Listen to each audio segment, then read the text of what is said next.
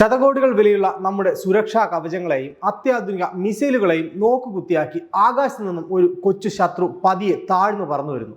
ഒരുപക്ഷെ ഒരു പക്ഷിയോളം മാത്രം വലിപ്പമുള്ള ഒന്ന്. പക്ഷേ അത് ലക്ഷ്യം വയ്ക്കുന്നത് നമ്മുടെ ടാങ്കുകളെയും സൈനിക പോസ്റ്റുകളെയുമാണ്. അതെ, ആധുനിക യുദ്ധക്കളം മാറിക്കഴിഞ്ഞു. വലിയ വിമാനങ്ങളെക്കാൾ ഇന്ന് സൈന്യം ഭയപ്പെടുന്നത് നിശബ്ദമായി വരുന്ന ഇത്തരം കൊച്ചു ശത്രുക്കളെയാണ്. റഡാറുകളുടെ കണ്ണുവെട്ടിച്ച് പറക്കുന്ന ഈ കുഞ്ഞൻ ഡ്രോണുകളെ തുരത്താൻ ഇന്ത്യൻ സൈന്യം ഇപ്പോൾ ഒരു പുതിയ തന്ത്രം പുറത്തെടുത്തിരിക്കുകയാണ്. Drone catcher system. തോക്കുകൾ കൊണ്ടോ മിസൈലുകൾ കൊണ്ടോ അല്ല, മറിച്ച് ആകാശത്ത് വെച്ച് ശത്രുവിനെ വലയെറിഞ്ഞു വീഴ്ത്തുന്ന ഈ അത്ഭുത സാങ്കേതിക വിദ്യ എങ്ങനെയാണ് പ്രവർത്തിക്കുന്നത് നമുക്ക് നോക്കാം. കേന്ദ്ര പ്രതിരോധ മന്ത്രാലയം അടുത്തിടെ പുറത്തിറക്കിയ റിക്വസ്റ്റ് ഫോർ ഇൻഫർമേഷൻ പ്രകാരം അതിർത്തിയിൽ ഭീഷണിയാകുന്ന ചെറിയ ഡ്രോണുകളെ തുരത്താൻ സൈന്യം ഒരുക്കുന്ന പുത്തൻ ആയുധമാണിത്. ഇതൊരു കൈനറ്റിക് അപ്രോച്ചാണ്. അതായത് ശത്രു ഡ്രോണിനെ ആകാശത്ത് വെച്ച് തന്നെ നേരിട്ട് ചെന്ന് തകർക്കുകയോ വലയിലാക്കുകയോ ചെയ്യുക. 2025 മെയ് മാസത്തിൽ നടന്ന ഓപ്പറേഷൻ സിന്ദൂർ നൽകിയ പാഠങ്ങളാണ് ഇത്തരമൊരു നീക്കത്തിന് സൈന്യത്തെ പ്രേരിപ്പിച്ചത്. റഡാറുകളുടെ കണ്ണിൽപ്പെടാതെ പറക്കുന്ന കൊച്ചു ഡ്രോണുകൾ എത്രത്തോളം അപകടകാരികളാണെന്ന് നാം അന്ന് കണ്ടു. അവയെ വെടിവെച്ചിടുന്നത് ജനവാസ കേന്ദ്രങ്ങളിൽ അപകടങ്ങൾ ഉണ്ടാക്കിയേക്കാം. ഇവിടെയാണ് ഇന്റർസെപ്റ്റർ ഡ്രോണുകളുടെ പ്രസക്തി.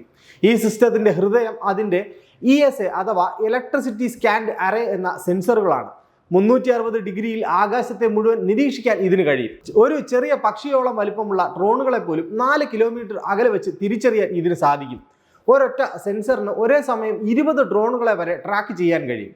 ഒരൊറ്റ ഡ്രോണിന് പകരം ഒരേ സമയം 10ഓ 100ഓ ചെറിയ ഡ്രോണുകൾ ഒരു കൂട്ടമായി ആക്രമിക്കാൻ വരുന്ന ഡ്രോൺ സ്വാം രീതിയെ പ്രതിരോധിക്കാൻ ഇത് അത്യാവശ്യമാണ്.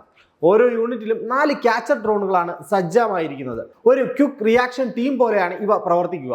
സെൻസറുകൾ ശത്രുവിനെ കണ്ടെത്തി കഴിഞ്ഞാൽ മനുഷ്യ സഹായം കാത്തു നിൽക്കാതെ തന്നെ ഗ്രൗണ്ട് കൺട്രോൾ സ്റ്റേഷനിൽ നിന്ന് ഈ ഇന്റർസെപ്റ്ററുകൾക്ക് നിർദ്ദേശം ലഭിക്കും. പിന്നീട് നടക്കുന്നത് ഒരു ആകാശ വേട്ടയാണ്. റഡാറിൽ നിന്നുള്ള തത്സമയ വിവരങ്ങൾ സ്വീകരിച്ച് ഈ 4 ഡ്രോണുകളും ഒരേ സമയം കുതിച്ചുയരും. അതിവേഗത്തിൽ ശത്രു ഡ്രോണിനെ പിന്തുടരുകയും കൃത്യമായ അകലത്തിലെത്തുമ്പോഴേക്കും ഇവയുടെ ഉള്ളിലെ കമ്പ്യൂട്ടർ നൽകുന്ന സിഗ്നൽ പ്രകാരം വല ശത്രുവിന് നേരെ തൊടുത്തുവിടുകയും ചെയ്യുന്നു.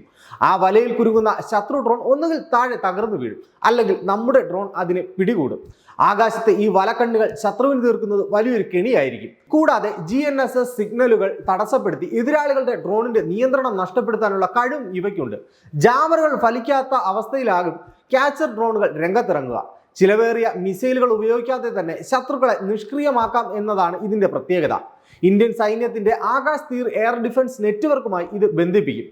സൈബർ സുരക്ഷയ്ക്കായി ആർമി സൈബർ ഗ്രൂപ്പിന്റെ കർശനമായ നിബന്ധനകളും ഇതിലുണ്ട്. നമ്മുടെ അതിർത്തികൾ വൈവിധ്യമാർന്നതാണ്. അതുകൊണ്ട് തന്നെ ഈ സിസ്റ്റം എവിടെയും പ്രവർത്തിക്കണം എന്നതാണ് സൈന്യത്തിന്റെ കർശനമായ നിബന്ധന. രാജസ്ഥാൻ അതിർത്തിയിലെ കൊടും ചൂടോ സിയാച്ചിനിലെ അസ്ഥി തുളയ്ക്കുന്ന തണുപ്പോ ഇതിനൊരു തടസ്സമാകില്ല എന്നർത്ഥം. കടൽ നിരപ്പിൽ നിന്നും 15,000 അടി ഉയരത്തിൽ പോലും ഈ ഡ്രോൺ ക്യാച്ചർ സിസ്റ്റം കാര്യക്ഷമമായി പ്രവർത്തിക്കും. -15 ഡിഗ്രി തണുപ്പിലും 45 ഡിഗ്രി ചൂടിലും ഇത് ഒരേപോലെ കരുത്ത് കാട്ടും. ആത്മനിർഭർ ഭാരത് പദ്ധതിയുടെ ഭാഗമായി പൂർണ്ണമായും ഇന്ത്യയിൽ തന്നെ വികസിപ്പിച്ചെടുക്കുന്ന സാങ്കേതിക വിദ്യയാണ് ഇതിനായി ഉപയോഗിക്കുന്നത്.